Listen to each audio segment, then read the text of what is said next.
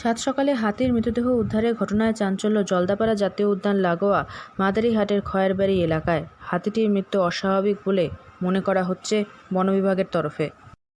যখন বাড়ি থেকে বাইরে তখন আমার কাছে ফোন যায় যে ওইখানে একটা হাতি মারা গেছে। তা যখন মারা গেছে আমি তখন কিন্তু বীরবাবুকে বড়বাবুকে ফোন করছি। ফোন করার পর আমি সঙ্গে সঙ্গে এখানে আসি দেখি বাস্তবে হাতিটা মারা গেছে। খুব দুঃখ লাগছে হাতিটা দেখে।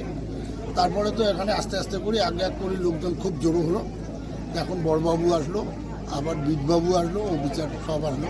কিন্তু হাতির যে তাণ্ডব আমাদের এদিকে, এই হাতির তাণ্ডবে আমাদের খ্যাত করে খাওয়া খুব সম্ভব হয় না, কেননা কোনো খ্যাতও আমরা করতে পারি না। কিন্তু হাতি মারা গেছে এইটা নিয়ে আমার কোনো ব্যাপার না, এটা দুঃখ আমার খুব। রবিবার সকালে খয়েরবাড়ি বলুয়াধুরা এলাকার শাহজাদা নামের এক ব্যক্তির কলাবাগানে একটি পূর্ণবয়স্ক হাতির মৃতদেহ দেখতে পান গ্রামবাসীরা। এরপর খবর দেওয়া হয়েছে বন বিভাগে। ইতিমধ্যে বনকর্মীরা ঘটনাস্থলে পৌঁছেছেন। তবে হাতির মৃত্যুর কারণ নিয়ে ধোঁয়াশা তৈরি হয়েছে। লোকালয়ে কীভাবে হাতিটি মারা গেল তা নিয়ে ধন্দে বন বিভাগের কর্মীরা। ঘটনাস্থলে জলদাপাড়া বন বিভাগের কর্মীরা এসে তদন্ত করছে। শুরু হয়েছে এলাকার বাসিন্দাদের জিজ্ঞাসাবাদ। যদিও ময়নাতদন্তের পরই হাতির মৃত্যুর প্রকৃত কারণ সম্পর্কে জানা যাবে বলে জানিয়েছে বন বিভাগ।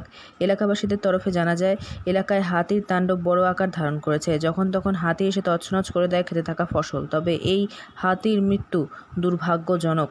হয়তো বিদ্যুতের তারের সংস্পর্শে এসে হাতিটির মৃত্যু হতে পারে বলে মনে করছেন অনেকে। আলিপুরদুয়ার থেকে অনন্যাদের রিপোর্ট, লোকাল 18 বাংলা।